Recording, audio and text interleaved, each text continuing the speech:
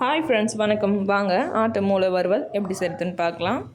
அதுக்கு வந்துட்டு ஒரு கடாய் வச்சு அடுப்பை ஆன் பண்ணிக்கலாம்.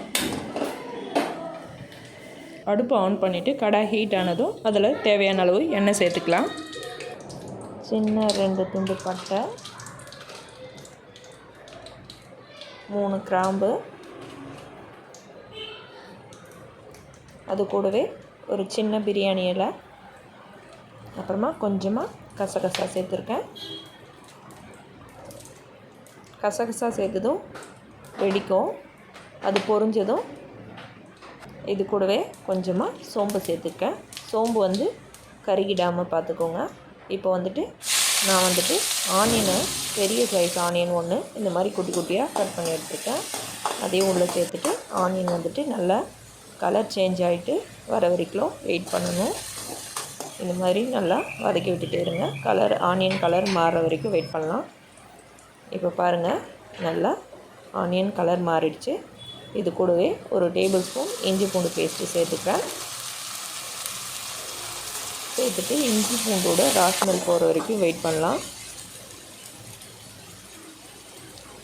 இப்போ வந்துட்டு நான் மீடியம் சைஸ் தக்காளி 2 குட்டி தக்காளியை எடுத்து இந்த மாதிரி கட் பண்ணி எடுத்து வச்சுருந்தேன். அதையும் உள்ளே சேர்த்துட்டு நல்லா மிக்ஸ் பண்ணி விட்டுக்கலாம்.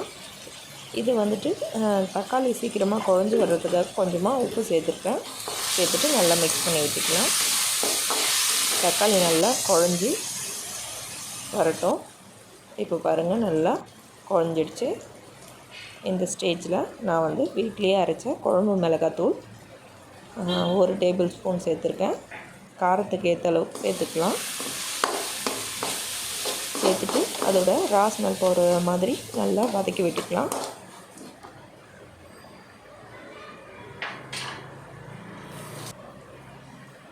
இது கூட கொஞ்சமாக தண்ணி சேர்த்துருக்கேன்.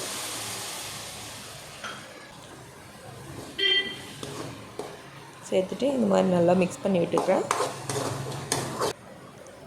இப்போது நான் ஆட்டோட மூளையை 2 வாங்கி வச்சுருக்கேன். அதை க்ளீன் பண்ணி எடுத்து வச்சுருக்கேன். அதையும் இதுக்குள்ளே சேர்த்துக்கிறேன். இது நம்ம முன்னாடியே கட் பண்ணால் குழஞ்சிரும். அதுக்காக நான் அப்படியே சேர்த்துருக்கேன். சேர்த்துட்டு இந்த மாதிரி மேலே மசாலா எல்லாம் ஸ்ப்ரெட் பண்ணி விட்டுடலாம்.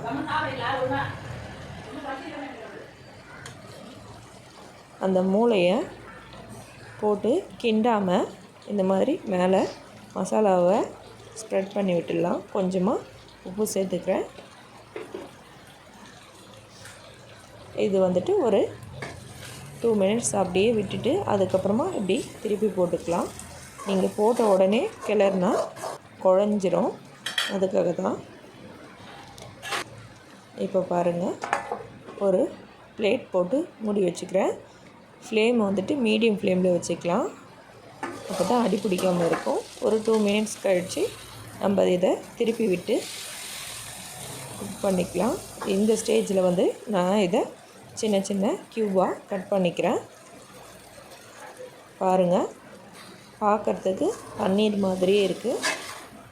இதை ரொம்ப கிண்டாமல் அப்படியே லைட்டாக இந்த மாதிரி பரட்டி விட்டுக்கலாம். இப்போது ஒரு தட்டு போட்டு மூடி வச்சுருக்கேன். மீடியம் ஃப்ளேமில் ஒரு 5 மினிட்ஸ் அப்படியே விட்டுட்டு அதுக்கப்புறம் ஓப்பன் பண்ணி பார்த்தீங்கன்னா நல்லா எண்ணெயெல்லாம் பிரிஞ்சு வந்திருக்கும். மூளையும் நல்லா குக்காயிருக்கும். பாருங்கள், நல்லா எப்படி எண்ணெயெல்லாம் பிரிஞ்சு வந்துடுச்சு.